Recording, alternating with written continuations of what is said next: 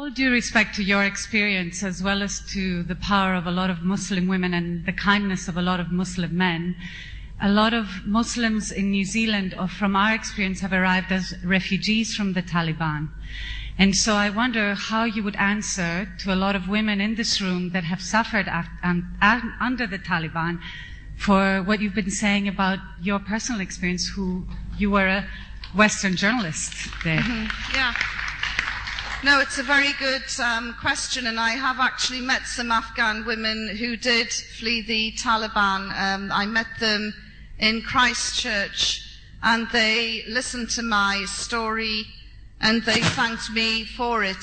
The reality is that the Taliban were no more brutal than the previous regime, and certainly this regime leaves a lot to be desired. For instance, the prison where I was held, I returned. I've been back to Afghanistan 4 or 5 times, and I went to it, and it is jammed with young girls aged 12 to 16 whose only crime is that they've run away from home because they don't want to be sold off as child brides, a practice that the Taliban had stamped out.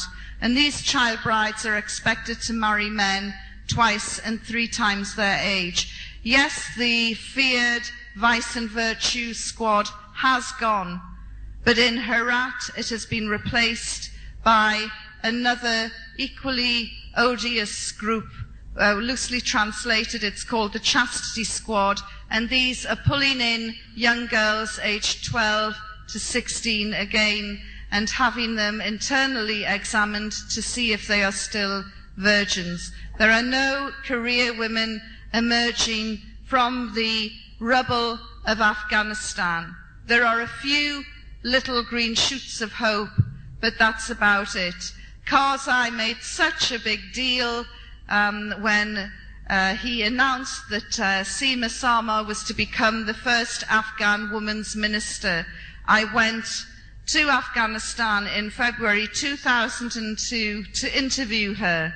I couldn't even find her. The Karzai government hadn't even given her an office in the government building. It was all lip service, and she was eventually hounded out of that position in the summer with death threats.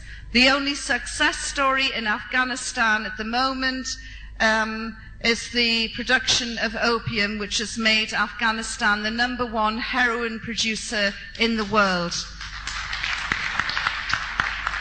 The city where I was held, Jalalabad, now has hardcore porn for sale in DVDs in the front windows. These are, I live in Soho, London's red light district, and I can tell you now, these DVDs wouldn't even be sold under the counter in Soho, but they're in the front windows in Afghanistan.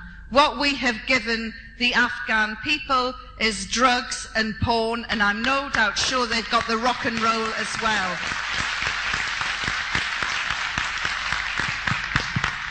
One of the most respected charities, Médecins Sans Frontières, pulled out its entire operation with great reluctance last year after 6 of its people had been murdered near Bamyan. They knew who had carried out the murder, somebody closely related to a friend of the Afghan government, and there was a refusal to hold an investigation. And that is why Médecins Sans Frontières pulled out of Afghanistan. And it was an excellent charity as well. Hamid Karzai is laughingly called the mayor of Kabul because he's lost control of his country outside of the capital, and the Taliban are coming back. They're in control in certain provinces in Afghanistan. And I can tell you something else. When I have travelled round Afghanistan, quite a few people, including the women, have said, we wish they were back.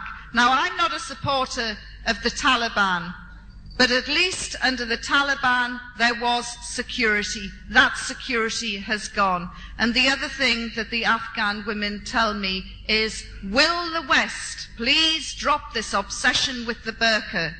Tell us how we can get our children educated. Tell us how we can put food on the table. Tell us how it can be safe for me to walk down the street without being raped.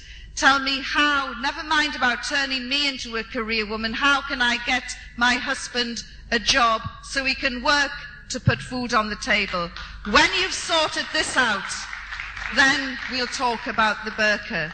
So don't for one moment think that Afghanistan is a success story. It's an absolute nightmare, disaster, where 20,000 American soldiers are committing war crimes on a weekly basis, and innocents are still being slaughtered in that country.